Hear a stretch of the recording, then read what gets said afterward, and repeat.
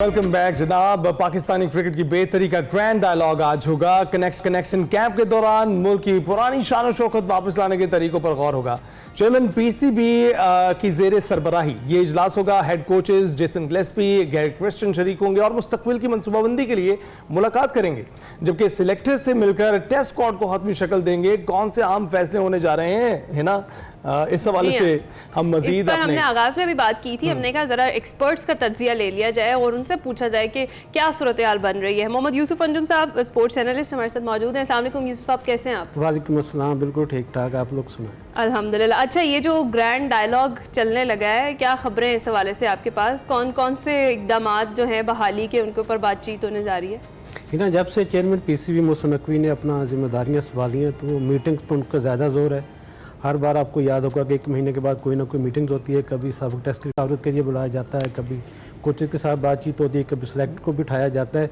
तो आज समझेंगे ये फाइनल पर्चा है पाकिस्तान टीम का, और ख़ासतौर पर मोहसिन नकवी साहब के लिए, क्योंकि इसके बाद हमारे पास वक्त ही नहीं है कि हमने क्या करने जा रहा है। तो इसमें कनेक्शन कैंप का मकसद भी यही है कि जिसमें सबक टेस्ट क्रिकेटर्स भी शरीक हैं, कुछ जो मौजूदा टेस्ट क्रिकेटर्स हैं जिसमें 9 तकरीबन जो हमारे मोहम्मद रिजवान, बाबर आजम, सऊद शकील, साइम अयूब, इफ्तिखार अहमद, इस तरह के जितने भी लोग हैं सारे उनको बुलाया गया है। उसके साथ साथ हेड कोचेज़ हैं हमारे, गिलेस्पी हैं, गैरी क्रिस्टन है, उसके साथ जो सिलेक्टर को वो भी यहाँ पर मौजूद होंगे। तो मकसद ये है कि ऐसा पाथवे, ऐसा नुस्खा कीमिया तलाश किया जाए जिससे पाकिस्तान की टीम को बेहतर किया जा सके, पाकिस्तान जो आने वाले मैचेस उनमें कामयाबी हासिल की जा सके। कामयाब हो जाएंगे ऐसा नुस्खा तलाश करने में? अभी तक तो क्योंकि मीटिंग्स पर ही जोर है तो अमली तौर पर इकदाम ज़्यादा इतने नज़र नहीं आ रहे। सिर्फ एक चैम्पियंस कप था जो फैसलाबाद में जारी, उस पर सारा हमारा इंसाफ था कि इससे हमें अच्छा टैलेंट नज़र आएगा जो हमारे लिए आगे जाके कामयाबियाँ समेटेगा। तो यही जिसका मैं यही पूछना चाह रहा था आपसे कि पहले हमें दिखाई देता है कि पीसीबी चेयरमैन जो हैं मोहसिन नकवी, वो कहते हैं छोटी सर्जरी, और उस वक्त उनकी इंडिकेशन कुछ खिलाड़ियों की जानिब थी, आजम खान और दीगर ऐसे कुछ खिलाड़ी जिनके बारे में सोचा जा रहा था जो परफॉर्म नहीं कर रहे थे। फिर बात आ गई बड़ी सर्जरी की, और अब बात आती है कि पूल में जब वो देखते हैं तो उन्हें कोई दिखाई नहीं देता। ऐसी सूरत हाल आपको नहीं लगता काफ़ी गंभीर सूरत हाल बन गई? अरे बहुत ही नाजुक सूरत हाल है हमारे लिए, बल्कि लम्हा फिक्र जिसको कहा जा सकता है कि जिस तरह हमारा हॉकी में डिबैकल हुआ, बिल्कुल वही सूरत हाल क्रिकेट की हो चुकी है। और परेशान कुन बात भी यही है कि वही लोग साथ बैठेंगे आज मीटिंग में जिन्होंने पाकिस्तान क्रिकेट को इस साल तक पहुँचाने में अहम किरदार अदा किया। शोएब मलिक की बात की जाए, मुस्तफा की बात की जाए, वकार यूनुस की बात हो, सुकैन मुश्ताक की बात हो, तो ये सारे लोग वो हैं जो पिछले 15 सालों से किसी न किसी शक्ल में पाकिस्तान क्रिकेट बोर्ड का हिस्सा रहे हैं, और उन्हीं के फैसलों की वजह से आज ये हाल हो चुका है कि हमारे पास कोई बैकअप प्लान तैयार नहीं है। रमीज़ राजा की सरबराही में बेहतरी थी।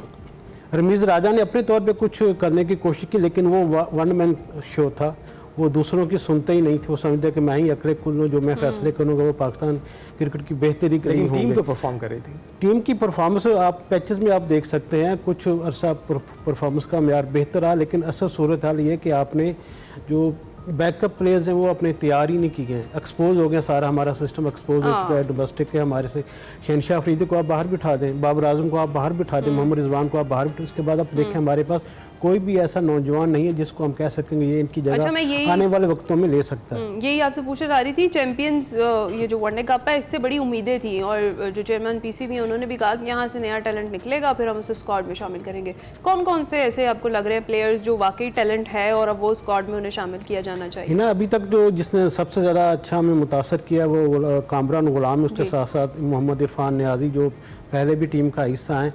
ये सारे लड़के वो हैं जिनको माजी में कुछ ना कुछ हद तक मैचेस मिलते रहे, लेकिन तसलसल से मैचेस नहीं मिल पाए। यार यूँ कह लें कि डोमेस्टिक में इन्होंने परफॉर्म किया, लेकिन इंटरनेशनल स्तर पर जाकर इतना ज़्यादा कामयाब नहीं हो पाए। तो वही नौजवान फिर सामने आए इसके मुकाबले में जो हमारे मौजूदा टीम का हिस्सा इतने ज़्यादा परफॉर्म नहीं कर पाए। तो ये भी एक कहा जा सकता है अब शायद कुछ 2-4 तब्दीलियों के साथ हम देखेंगे जो हमारा टेस्ट स्क्वाड होगा, क्योंकि हमारा अगला इम्तिहान बड़ा ही मजबूत सख्त टीम के साथ इंग्लैंड की टीम इंग्लिश का पर्चा, उसको मैंने कहा था अंग्रेजी का पर्चा हो तो हमेशा ही मुश्किल होता है हमारी टीम। तो वो हमारे लिए यकीनी तौर पर एक बड़ा इम्तिहान। उसके बाद हमने मजमूई तौर पर 18 वनडेज खेलने हैं, 9 T20 मैचेस खेलने हैं, तो आईसीसी चैंपियन ट्रॉफी भी हमारे सर पर है। उसके लिए जो तामीराती काम है वो भी जारी है। आईसीसी टीम भी अब चली गई वापस। क्या इस वाले से भी जरा बीच में ऐड कर दें, कोई अपग्रेडेशन में तेजी आई है कदाफी स्टेडियम की जो थोड़ा सा बेहतरी नजर आ रही है, क्योंकि अब 31 तारीख थी डेडलाइन हमारे उसके लिए काम तेज़ी से जा रही है, लेकिन काम इतना बड़ा है कि उसको मैनेज करना, उसको समेटना एक कह सकते हैं कि सवालिया निशान है अब तक हमारे पूरे जितने भी वहाँ पे काम हो रहा है। तो पीसीबी चेयरमैन का तो यही कहना है कि हम मुकर्रर वक्त तक काम मुकम्मल कर लेंगे। ये मीटिंग तो इस हवाले से नहीं होने जा रही है, ये मीटिंग तो इस खिलाड़ियों के हवाले से होने जा रही है। और उसकी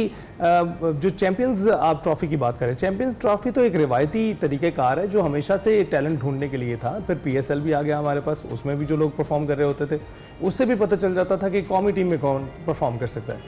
अब आपको लगता है ये चीज़ें सपोर्ट कर रही हैं? मुझे तो लगता है ये चीज़ें भी बिल्कुल ऐसी कोई टैलेंट प्रोड्यूस करने में नाकाम है। देखिए, हमारे सिस्टम को बेहतर बनाने की ज़रूरत है। सबको अपनी गलतियों का पहले एतराफ़ करना होगा कि हमसे ये माजी में खामियां हुई हैं। दूसरे ममालिक आप सिस्टम देखें कि वो तसलसल है, उसमें हमारे यहाँ जो भी चेयरमैन आता है उसके आने के साथ ही डोमेस्टिक जो है वो उसमें तब्दीलियाँ नज़र आने लगती हैं। रमीज़ राजा ने जूनियर लीग का आगाज़ किया। अब मोहसिन नकवी साहब आए, इन्होंने कहा कि पहले जो रेक्टेंगुलर कप था उसको नाम बदल के उसकी थोड़ी शेप चेंज करके थोड़ी तब्दीलियाँ करके उसको चैंपियंस कप का आप नाम दे दें। यही है कि तो जो भी हम उसी बोतल में घूमी जा रहे हैं चीज़ों को कि उसमें से कुछ शायद हमें ऐसा कोई जिन निकल आए जो हमारे सिस्टम को ठीक कर दे, जो हमारी क्रिकेट के लिए बेहतर कर दे। तो बाहर अभी तक उसमें कोई कामयाबी हमें नजर नहीं आ रही। आगे जो सीरीज उसमें देखते हैं कुछ ना कुछ जो भी आगे की सूरत होती है, क्या बेहतरी होती है। बहुत शुक्रिया यूसुफ अंजुम साहब। देखते हैं कि क्रिकेट में आज अहम फैसले होने हैं वो बहाली में कितने कारआमद साबित होते हैं।